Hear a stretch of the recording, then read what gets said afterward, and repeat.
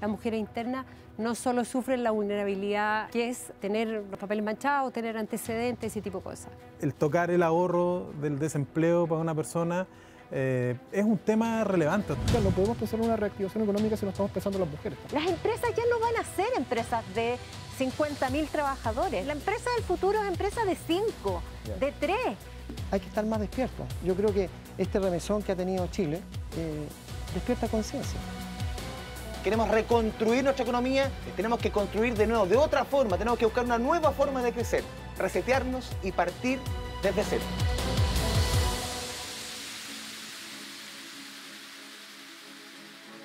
Hola, hola, ¿cómo les va? Les doy la más cordial bienvenida a Reset por una nueva economía, un programa de base pública en colaboración con 14 organizaciones de la sociedad civil. Este es nuestro quinto y último capítulo. Hemos hablado de economía circular, de reactivación económica, hemos hablado de emprendimiento social. En este capítulo queremos hablar del mercado laboral, sin duda uno de los más golpeados, sino el ítem económico más golpeado durante la pandemia. En algún minuto llegamos a tener 2 millones de puestos de trabajo destruidos en apenas 12 meses. ¿Cómo volvemos nuevamente a ponernos de pie en materia laboral? ¿Cómo reseteamos nuestra economía en materia laboral? Y no solamente recuperar los trabajos, eliminar, por ejemplo, lo más posible, la informalidad, la precariedad laboral. ¿Cómo podemos recuperar el retroceso de 10 años que hemos tenido en materia laboral femenina? ¿Cómo lo recuperamos en el más breve tiempo posible? Es el tema central aquí en Reset por una nueva economía. Conozcamos a nuestros invitados. Valente Alarcón, director de Desarrollo de Emplea, fundación que impulsa la activación laboral de personas excluidas del mercado del trabajo en Chile. Magdalena del Río, directora de Fundación Mujer Levántate, ONG que trabaja en la reinserción social de mujeres que han estado privadas de libertad. Nicolás Morovich, director ejecutivo de Fundación Cristo Vive, organización que busca entregar oportunidades mediante la promoción social, económica y cultural de personas de escasos recursos. Mauricio Russo, CEO y cofundador de Casa Ideas, cadena de retail chilena enfocada en el diseño con presencia internacional en Perú, Colombia y Bolivia.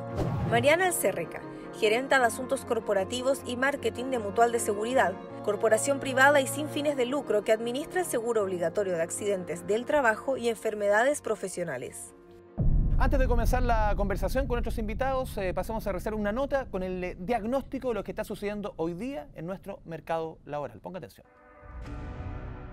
La pandemia del COVID-19 nos demostró una vez más que no tenemos nada asegurado. En la batalla contra el virus hemos visto todos los espacios de nuestra vida tambalearse. Pero hay algo que es innegable. El ámbito del trabajo fue el que se llevó uno de los golpes más duros. Más de 1.800.000 personas perdieron sus trabajos durante la pandemia en Chile. ¿Estábamos preparados? No. Nos sorprendió con un alarmante nivel de endeudamiento de los hogares y trabajos sumamente precarios. Además, pocas personas han podido adaptarse al teletrabajo. Esto no solamente por la naturaleza de sus labores, sino por no contar con la tecnología necesaria para conectarse. La pandemia también aceleró la automatización de los procesos, reemplazando trabajadores por máquinas e inteligencias artificiales. Una tormenta perfecta a la que todavía no sabemos cómo hacer frente. ¿Cómo haremos para recuperar el empleo y abordar los desafíos futuros del mercado laboral sin seguir aumentando brechas y sesgos? Ya conocido el diagnóstico, comencemos inmediatamente con la conversación. Nicolás Morovich, lo primero, ¿cómo ha golpeado la pandemia al mercado del trabajo? Claro, los números que hemos visto en la nota es bien claro, pero si lo vemos ya en carne y hueso, ¿cómo lo han visto ustedes? Para el segmento con el que trabajamos nosotros, hombres y mujeres adultas que viven en situación de vulnerabilidad social, el encontrar un trabajo que no era teletrabajo era tremendamente difícil. Teníamos dificultades para poder contactar a las empresas, estábamos con todo ese ajuste. Eso más o menos mayo, junio, julio, el periodo más duro de la economía, ¿no? Ahí estábamos sin ni una esperanza, no se levantaban puestos y de a poco ha ido reactivando, de a poco ha ido abriéndose nuevas posibilidades, pero también mantenemos la preocupación súper fuerte que la irrupción de las tecnologías no está llegando a todos los trabajos, no está llegando a todas las personas, y desde nuestra mirada es que esta reactivación y un poco el camino que se ha ido dando desde que ya la pandemia empezó a bajar en intensidad ha permitido crear nuevos puestos de trabajo, pero hemos visto también que esa creación ha sido con un nivel y un estándar a veces un poquito más bajo. Entonces preocupación, pero también esperanza en lo que venga hacia el futuro. Creemos que esta crisis es una oportunidad para poder conversar sobre las distintas puntos, todo lo que influye en el mercado del trabajo, y desde ahí nosotros en la formación preparamos a nuestros estudiantes para que se inserten a este nuevo mundo del trabajo. Mariana, a ver, ¿A quién ha golpeado más? Hemos visto, los números son bien conocidos, el tema de las mujeres, de los jóvenes, quizás los dos grupos que más se han visto golpeados. Pero ustedes de Mutual, ¿cuál es el diagnóstico en cuanto a quiénes se han visto más desfavorecidos con esta crisis? El trabajo femenino sin duda se ha visto desfavorecido, los jóvenes, los adultos mayores también. El mercado laboral que se ha mantenido relativamente formal durante todo este tiempo han sido aquellos puestos de trabajo que es factible hacer por teletrabajo. Y en general eso representan cargos o funciones al interior de las organizaciones que tienen niveles socioeconómicos normalmente más altos. Entonces, los grupos más vulnerables, efectivamente, desde la pérdida de los empleos, son los que se han visto de alguna manera más afectados. Valente, quiero ir con los números un poco que nos mostraba Mariana respecto al golpe que ha significado la pandemia en materia laboral, sobre todo a los segmentos, a los quintiles, es decir, como lo midamos, a los más vulnerables. ¿Cómo hacemos que esta recuperación no signifique que la brecha se aumente? Para lograr que esta brecha no siga creciendo y no siga aumentando, nosotros también apostamos a comenzar a instalar capacidades en las personas que hoy en día están fuera del mundo del trabajo. Hay un grupo importante de personas que no están buscando empleo, son los inactivos con potencial de emplearse, personas que quizás muchos no están buscando empleo por desaliento, porque simplemente no pueden, porque están al cuidado de sus hijos, en el caso de las mujeres, por esta condición cultural. Entonces yo creo que es una buena oportunidad para que como país nos sentemos a conversar cuáles son las habilidades que queremos que nuestros trabajadores tengan y cuáles son las capacidades que queremos que nuestros trabajadores tengan. Creo que es un buen momento para comenzar a capacitar, comenzar a preparar a las personas para que una vez que el mercado laboral se active, estas personas puedan encontrar un puesto de trabajo con todas las capacidades, habilidades que se necesitan. Magdalena, a ver, los números del mercado laboral femenino son brutales. O sea, se ha retrocedido 10 años en algunos meses. Ya a mitad de año ya veo que se había retrocedido en términos de ocupación al 2010. ¿Cómo atacamos el tema de la informalidad? ¿Cómo recuperamos el mercado laboral femenino? Un poco lo que decía Valente, el tema de la corresponsabilidad. Esto va a ser un camino que va a ser largo. Fundación Mujer Levántate trabaja dentro de la cárcel, el CPF que está en San Joaquín, en Vicuña Maquena, y trabajamos dentro de la cárcel. Las mujeres que están adentro, las mujeres internas, no solo sufren la vulnerabilidad con que trabaja el Hogar de Cristo o Cristo Vive, sino que otra vulnerabilidad extra, que es tener los papeles manchados, tener antecedentes, ese tipo de cosas. Tener una oportunidad de trabajo no es solo tener la oportunidad, en qué condiciones se tiene la oportunidad. Tienes que estar adaptado, tienes que estar capacitado para eso. Cuando empiezas a trabajar se necesita un acompañamiento, porque adaptarse a tener un trabajo es un tema muy importante. Además, muchas de las mujeres que salen del CPF a trabajar, muchas veces nunca han tenido antes un trabajo. Entonces, es un sector súper vulnerable laboralmente también. Mauricio, ¿cómo ves tú en materia de contratación, en esta reactivación, los sesgos de contratación? Tú lo ves como empresario, tú que recurrentemente te mueves en el ambiente de la contratación de trabajadores, en el ambiente laboral. ¿Siguen sesgos supermercados al momento de contratar? ¿Qué tipo de sesgos hay? Nosotros, en nuestro caso, sesgos no hay. La verdad es que no pasamos por eso. O sea, piensa tú que en el tema de género nosotros tenemos 70% mujeres dentro de Casa Vida, en todos los niveles, ¿eh? O sea, gerencias generales, gerencias comerciales, jefatura, etcétera. Pero en el mundo de la empresa en general, ¿tú ves en el mundo de la empresa hay mucha estigmatización, básicamente por las mujeres. O sea, lamentablemente estamos en un país súper machista, y finalmente el espacio no es muy propicio en general para las mujeres. Y tiene que haber conciencia en las empresas y que hay que estar más despiertos. Yo creo que este remesón que ha tenido Chile despierta conciencia. ¿Cuál va a ser el rol nuestro en la empresa? ¿Es solamente generar la rentabilidad, la utilidad? ¿O nos vamos a preocupar también de...? Con un propósito, un sentido. O sea, las compañías tienen que tener un sentido y un propósito, si no el talento tú no lo puedes atraer. Es muy difícil atraer talento cuando tú no tenés un sentido para que la gente se sienta parte de... Repartir ese valor también. Por supuesto que sí. Entonces, finalmente, la atracción de talento, la atracción de gente tiene que ver mucho con lo que tú estás hablando. Valente, a ver, antes del estallido social, ya ha pasado un año, poco más de un año, estamos hablando mucho de la automatización. En algunos locales comerciales, en supermercados, aquí, allá, las máquinas nos van a reemplazar, en la agricultura. ¿Cómo ves hoy día ese desafío? ¿Cuánto ha cambiado? Y la tecnología, ¿cuán es importante hoy día subirse a la tecnología? Hay estudios que dicen que se van a perder, no sé, miles y millones y millones y millones de trabajo, pero también se están creando trabajo. Y por eso también yo creo que es muy, muy importante que comenzamos a capacitar y a formar a las personas desde jóvenes y también a las personas que ya están trabajando, a que comiencen a reaprender y comiencen también a flexibilizar las cosas que ellos ya saben. Y yo creo que ahí como país también tenemos un debe de cómo comenzamos a instalar capacidades digitales, no solamente a nivel profesional, a nivel técnico, sino que también meternos también en las poblaciones, meternos en las comunas donde no hay internet, meternos en los lugares y enseñarles desde pequeños también a las personas. El tema de la capacitación, Nicolás, a ver, hace quizás 10 años, 20 años, hay trabajos hoy día que hace 10, 20 años no los pensábamos jamás. ¿Eso va a ser la tónica de aquí en más? O sea, quizás capacitarnos para trabajos que hoy día quizás no conozcamos, cómo nos capacitamos, cómo subimos sobre todo, como decía Valente, a la población más vulnerable, a este cambio que es acelerado. No hay que dormirse. Yo creo que y el gran desafío de la capacitación ahora es cómo aprendemos a desaprender y aprendemos a estar aprendiendo constantemente. Suena a juego de palabras, pero en realidad es esta capacidad y esta actitud también frente a la vida, de decir, mira, lo que yo aprendí en ese primer tercio de la vida, que voy a poner en práctica en el segundo y tercero, ahora es una dinámica distinta de aprendizaje, hay una predisposición también al cambio que tiene que irse formando. Esta es una cuestión que es poner en práctica la esperanza, poner en práctica el creerse el cuento uno mismo también, en reconocer sus propias habilidades.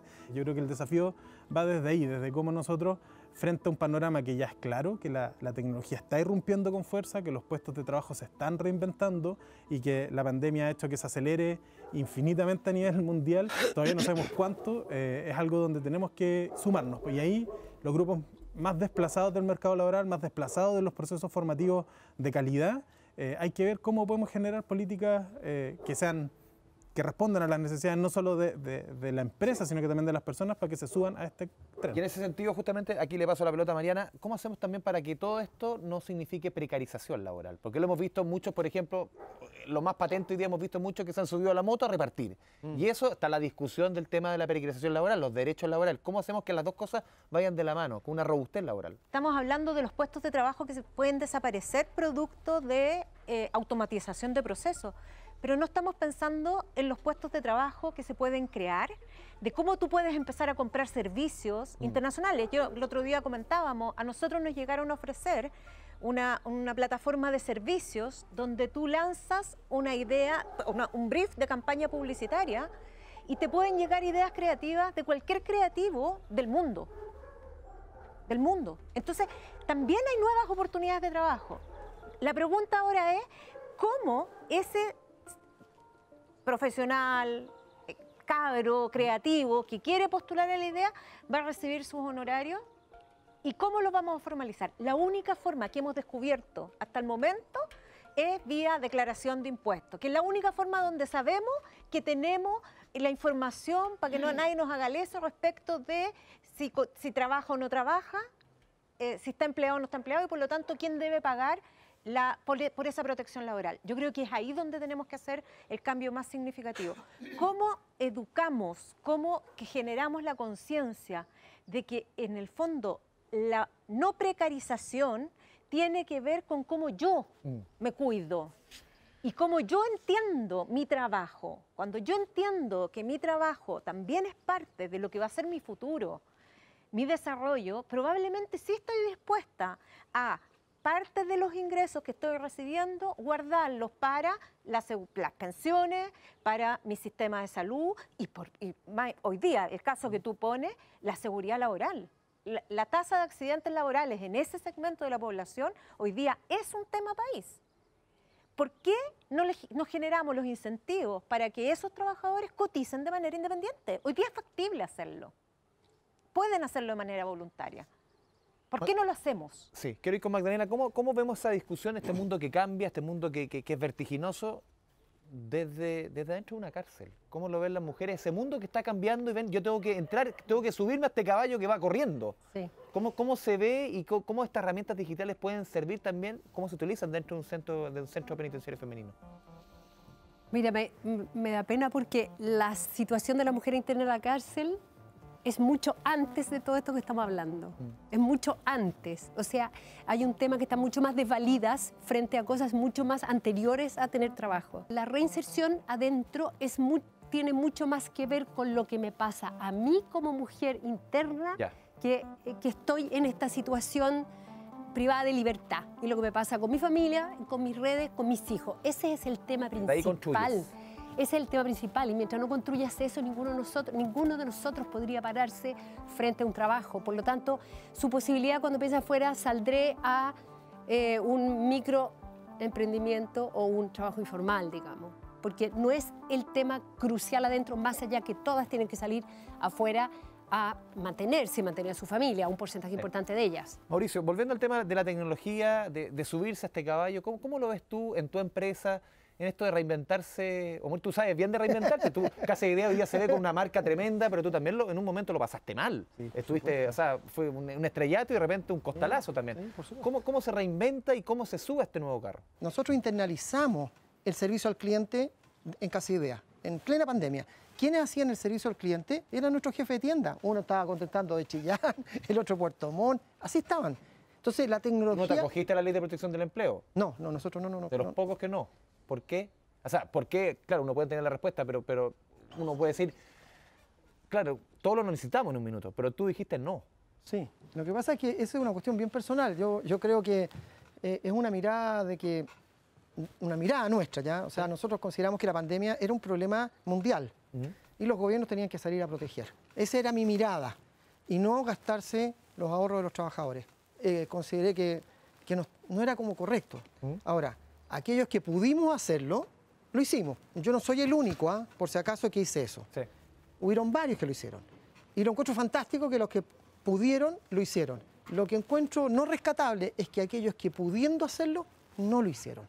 Nicolás, justamente en el mundo laboral, tú cómo has visto las medidas que se han tomado desde el Estado, ¿son suficientes? Yo creo que pegue paro sí que tienen que pegar. Sí, para el nivel de desastre que tenemos nunca van a ser suficientes y en lo personal creo que fueron tímidas y tardías quizás.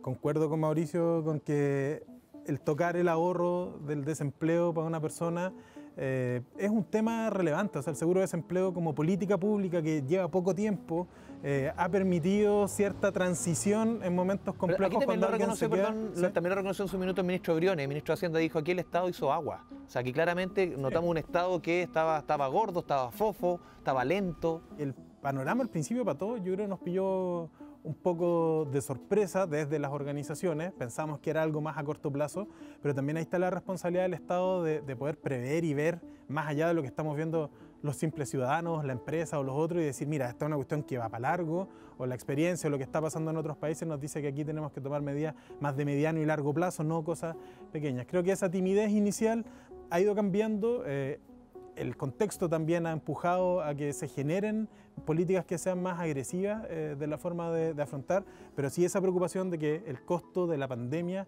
en un principio estuvo puesto para los trabajadores formales que tenían seguro, que tenían ahorro previsional, estuvo puesto en sus cuentas, y para un grupo importante de gente que trabajaba de manera informal, que no tenía seguro de cesantía, estuvo puesto de una manera compleja que eran las cajas de alimentos, y después en la indefensión y en la organización a través de su grupo cercano, las ollas comunes, era algo que pensamos que no iba a volver y volvió, y eso es algo que duele en un país que un par de meses atrás era un oasis y económicamente tenemos torres gigantes y unas empresas bullantes, y veíamos que la precariedad estaba ahí más cerca, y la sorpresa para muchos, la pandemia lo demostró y lo enrostró con mucha fuerza. Y también esa sorpresa como de no conocer el país, algo que desde las autoridades, creo yo, no podemos permitir. O sea, las autoridades tienen que conocer a quienes están gobernando. Sí, quiero ir con Valente. Este nuevo trabajador, este nuevo perfil, ¿qué tipo de habilidades tiene que tener? ¿Tiene que ser más empático? ¿Tiene que tener mayor capacidad de reinventarse, de cambiar de foco rápido? ¿Cuáles son las habilidades que tiene que tener un nuevo trabajador en esta era? Hoy día estamos hablando de la reactivación laboral, nos vamos a enfocar en infraestructura, en construcción, pero todos sabemos que el mercado de la construcción es un mercado que generalmente contrata hombres. ¿Y qué va a pasar con las mujeres? 6% mujeres en la construcción. Yo creo que hay un tema importante ahí que no estamos mirando. Hay algunos especialistas, economistas, Andrea Repeto ha hecho el hincapié, ha dicho, oye, ¿qué pasa acá con la reactivación económica? No podemos pensar en una reactivación económica si no estamos pensando en las mujeres también. Entonces creo que ahí hay algo importante, y ahora sí contesto tu pregunta. Creo que a futuro los trabajadores sí o sí, y voy a volver un poquito atrás, tienen que, como decía Nicolás también, tienen que aprender a desaprender, tienen que aprender a aprender. Hoy en día las competencias laborales se aprenden no solamente yendo a la universidad, estudiando 5 años, que ya es un periodo súper largo. Hoy día ya tenemos programas, por ejemplo, programas de bootcamp en donde se les enseña a las personas a programar. El Estado Census lanzó un programa muy bueno que se llama Talento Digital, en donde se les enseña a jóvenes a aprender a programar en 3 meses, y hoy en día las competencias se aprenden en un corto periodo de tiempo. Entonces yo creo que como país ahí también tenemos una tremenda oportunidad, pensar bien el mercado laboral que queremos a futuro y cómo vamos a preparar a las personas para que puedan acceder a ese mercado laboral con las competencias que requieren tener. Hemos tratado aquí de plantear en la conversación un diagnóstico de lo que está sucediendo en nuestro mercado laboral y los invito un poco a soñar, a buscar soluciones, a buscar, aquí le hemos puesto aquí en Reset por una nueva economía el concepto de la quijotada, pensar como el Quijote, pensar más allá del cerro que está allá adelante, pensar una idea que tenga una solución posible, pero que sueñen en cómo mejorar el mercado laboral, la conversación que hemos tenido acá, una solución que sea posible, pero que sea una quijotada. Mariana Alcerreca. Piense en grande, sueñe, pero con la solución. Mira, yo creo que las soluciones que hemos pensado, las soluciones que incluso desde las políticas públicas hemos estado discutiendo y elaborado, son soluciones que están pensadas en el mercado del trabajo de la revolución industrial. Y yo creo que efectivamente ese es el gran cambio de paradigma que tenemos que tener. No podemos seguir pensando en que los trabajadores trabajan en líneas de producción. Tenemos que pensar que hoy día el trabajo es otra cosa. El trabajo es mucho más que una cadena de producción. Y desde ahí, cuando tú piensas que en el fondo estás pensando en un mercado del trabajo, en un mundo digital, donde la capacidad de emprendimiento y una idea que puedes tener sentado en tu cama, desde trabajar sentado en tu cama, puedes hacer grandes cosas y cumplir tus sueños, yo creo que las posibilidades que se nos abren pueden ser muy, muy, muy distintas. Las empresas ya no van a ser empresas de 50.000 trabajadores. La empresa del futuro es empresa de 5, de 3. Entonces, esta relación del dueño, del empresario con el trabajador, como que se empieza a desdibujar, a desaparecer. Ustedes me van a disculpar, pero el Código del Trabajo nos queda chico.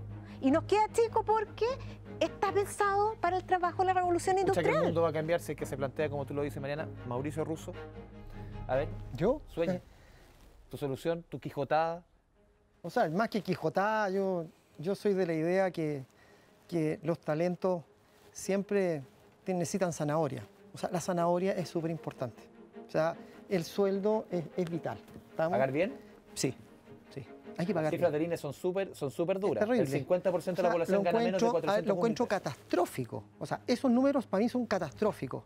En todos los países se trabaja por hora. O sea, tú contratás a la gente por hora. O sea, imagínate, yo diría, el sueldo mínimo hoy día, dividido las horas que corresponde, usted quiere trabajar por hora, ni un problema, 50% más. Se acabó el boche, listo. ¿Me entiende o no? Usted quiere contratar por 5 horas, dividí, multiplicá y le ponéis un 50% adicional. Y entonces liberáis el horario. Si hoy día, o sea, piensa todo el tema de los horarios hoy día con el teletrabajo. O sea, nosotros tenemos teletrabajando, la casa matriz tiene 180 personas, deben haber teletrabajando 150. O sea, la oficina, la casa matriz hoy día no hay nadie. Es un edificio, 80%. Es un edificio pelado, no hay nadie. Solamente está funcionando el estudio fotográfico, que es para el tema del e-commerce, y algo de que se reúnen quizás para algunas reuniones, porque también las salas no te caben más de 5 personas. Entonces, chao. Pero tu parte por el tema del sueldo, flexibilidad laboral. Magdalena. Pucha. Una quijotada, sueñe. Si se trata de soñar. Desde tu ámbito, donde tú trabajas. Si se trata de soñar. Sí. A ver, lo primero. Posible. Sí, una solución súper posible, una cuestión súper, no digo fácil, porque en el Estado no es fácil, pero es un tema súper posible. Aunque ustedes no lo crean, en el Estado, en los organismos del Estado, tú no puedes contratar a ninguna persona que tenga antecedentes, manchados entre comillas, antecedentes. Entonces, partamos por ahí, o sea, cómo el Estado le puede pedir a la empresa que sea capaz de reinsertar a una mujer que está buscando, que está capacitándose, que está haciendo todo su esfuerzo desde todo punto de vista por reinsertarse. O sea, partamos al Estado. Agregatica al Estado.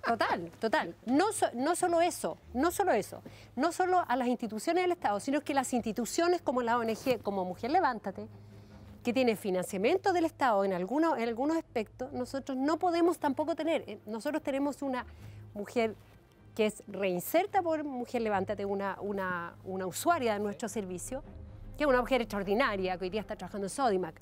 Todo lo que te puedo decir espectacular como rehabilitación, y nosotros queríamos que fuera parte de nuestro directorio. no pudimos hacer la parte del directorio, que imagínate el know-how que tiene por lo que vivió adentro, toda la experiencia. Bueno, la tenemos asesora del directorio. Porque si es parte del directorio, nosotros no podemos postular a fondos del Estado. ¿Te fijas? Entonces, es demasiado impresentable que el Estado no permita eso, porque es decir, tú estás lapidada por el resto de tu vida, con los hombres también, ¿eh? Yo estoy hablando por las mujeres, pero los hombres también. Entonces, ese es un tema a trabajar urgente. Nicolás, su quijotada, su sueño. Hace 2 años me hubiese pasado 2 pueblos quizás al decir esto, pero yo creo que es un nuevo pacto social, es una nueva forma de organizarnos como Quizás sociedad. hace 2 años pocos te hubieran entendido. Sí, porque yo hubiese sido como, ¿qué está diciendo? No, es que hay que ponernos de acuerdo en cómo queremos construir la sociedad y se han dicho, ya, pero eso está en la Constitución y los 3/5, los 2/3, imposible, no, porque eso es lo que tenemos. Ya estamos. Yo creo que hoy, sí, ya estamos y por eso yo creo que la Quijotada es aprovechar este proceso, es poner todos nuestros anhelos en juego ahí en la mesa, con confianza también, porque antes también, o sea, yo creo que vivimos en una sociedad que es muy individualista, es muy del éxito, se ha construido en base a... ¿Hay algún punto a ti en particular que dentro de esa conversación te genere mayor sueño?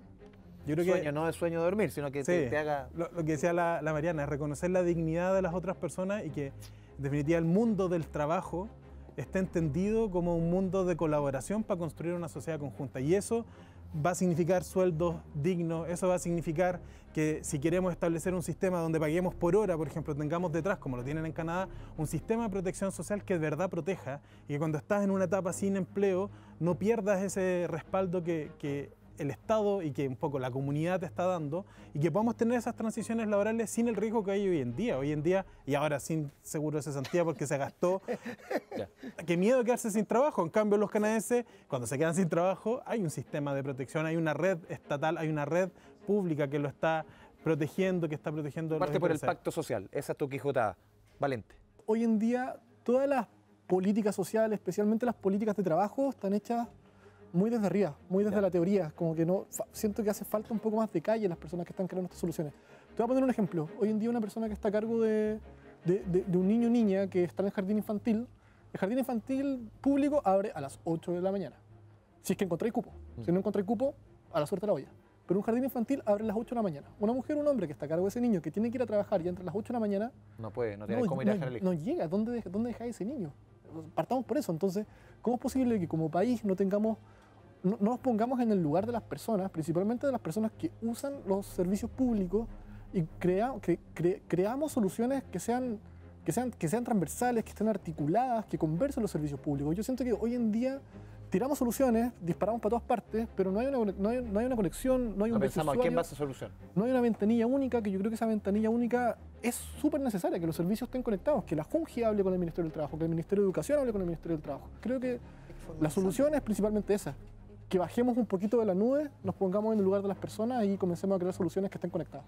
Les quiero agradecer a todos ustedes su participación aquí en Reset por una nueva economía, este programa de base pública. Han sido 5 capítulos que hemos intentado abordar los temas más importantes, un año complejo para el país, para la economía. Hablamos de emprendimiento en nuestro país, emprendimiento social, hablamos de reactivación económica, hablamos de economía circular. Hoy hablamos en este capítulo del mercado laboral, de cómo volvemos a levantar el mercado laboral. Por una nueva economía, una reactivación que tiene que tener sentido. Esto es Reset por una nueva economía. Chao, chao.